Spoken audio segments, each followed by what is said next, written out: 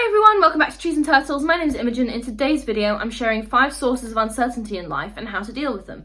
If you're not already subscribed, make sure to do that, give this video a thumbs up, follow me on Instagram, and let's get started. So, uncertainty can be very scary, and I know that I certainly have a lot of fear around uncertainty, and it's something that I've tried to kind of overcompensate for in my life, making sure that, I plan things out as far ahead as possible, and I think this can be beneficial for your mental health. Obviously, you don't want to get to the point where you're sort of struggling to do anything spontaneous because it's like too uncertain or anything, but dealing with sources of uncertainty in your life can be really helpful, and it can really help you to just sort of chill out and feel a sense of greater stability. So in this video, I just wanted to kind of take you through the sources of like uncertainty in life that I can think of, or 5 of them at least, and how to deal with each one. Let's start with health. Okay, so health is a really hot topic for a lot of people, and something that I learned in 2023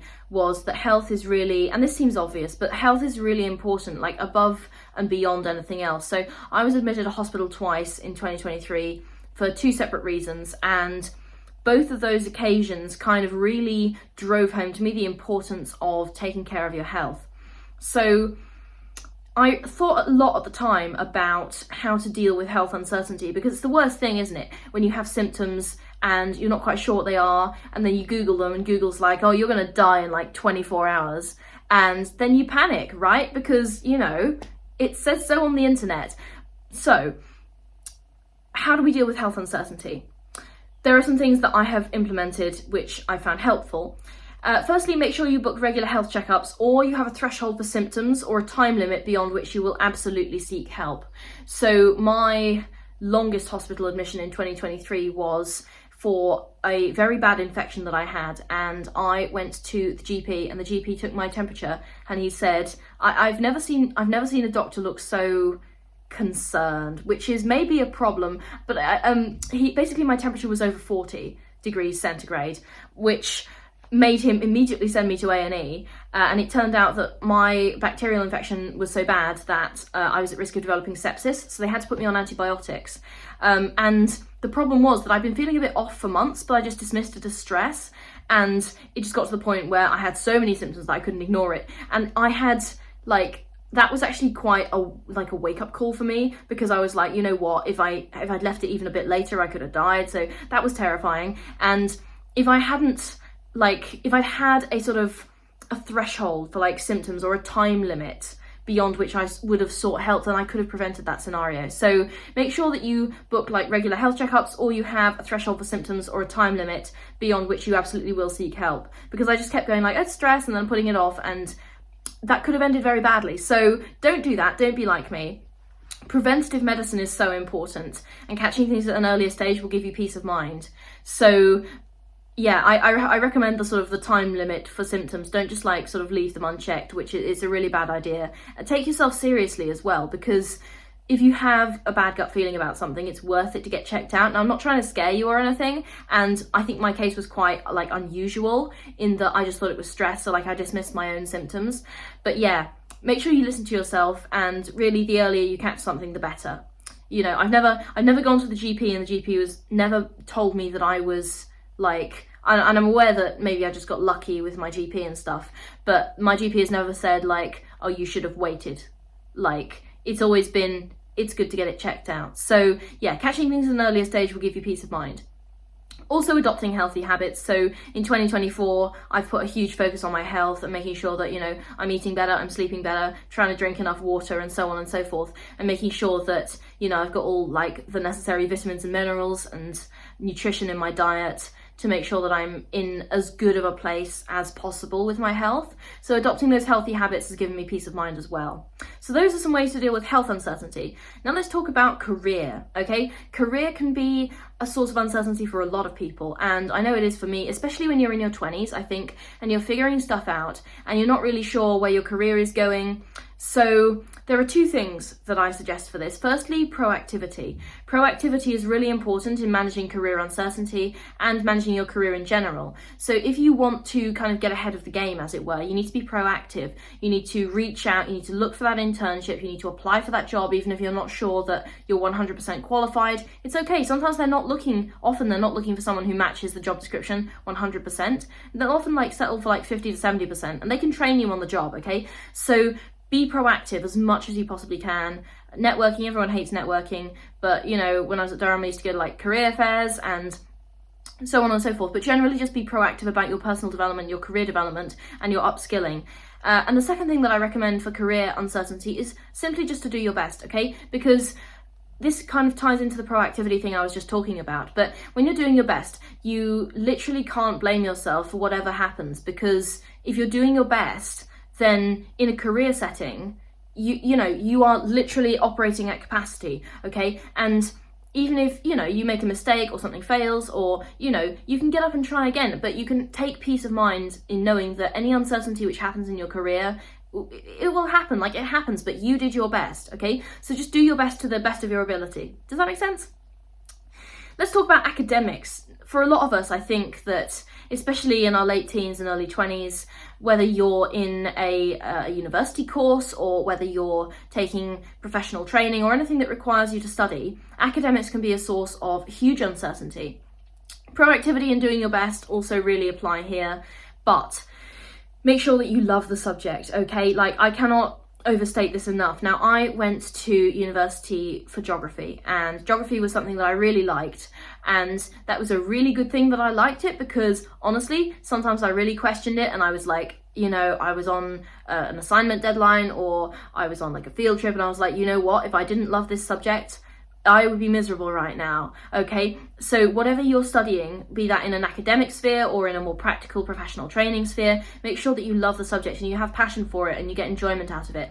Passion, or another strong motivator, is really needed to carry you through, okay? And it can really help with dealing with uncertainty, because at the end of the day, you're being proactive and you're doing your best because you love the subject, okay? And that really carried me through, even though sometimes academics and an academic environment or a study environment can be really uncertain. The one constant was that I loved the subject and that I was doing my best as far as I could, okay? And that sort of sense of security in your own decision and security in your love for the subject area, your love for the field, is a really powerful thing that can help you combat uncertainty. Okay, maybe you're not quite sure how your code's going to pan out, or maybe you're worried about the group that you're working with on the field trip. I actually had pretty great groups on field trips, so that's not a problem I encountered, but it's a problem that I hear about sometimes. Okay, but those sources of uncertainty, at the end of the day, what it comes back to is you love the subject and you love what you're studying, so everything's going to be okay. It helped me. I hope it also helps you.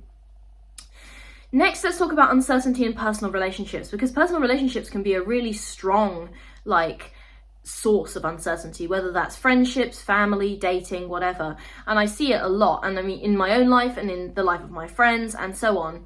Seriously, personal relationships can be the source of so much uncertainty, and that's something that I personally went through a lot in 2024, and it taught me a lot, but it also taught me that it really is very unpredictable. Something might work out way better than you expected, something might absolutely go down the drain. I've personally experienced both of those, and both in very unexpected ways. So that uncertainty kind of gives me a lot of anxiety sometimes. So what did I do to deal with this? Two things. Quality over quantity. So for me, I would rather have 3 really good close friends than 30 sort of acquaintances.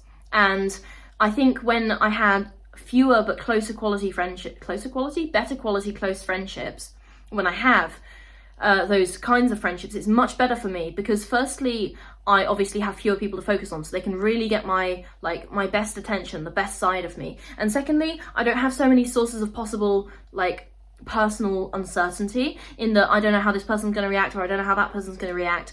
Firstly, fewer people to worry about. Secondly, because I have fewer people to worry about, it automatically gives me more time to focus on each friend or each relationship, and each of those people I can get to know in more depth, and so our friendships become stronger and they become more predictable and more secure, and there's less uncertainty in each.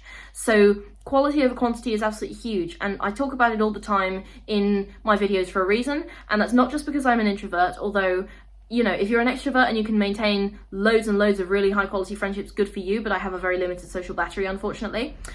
And it just helps across the board. I forgot what my second point was going to be, but it helps across the board.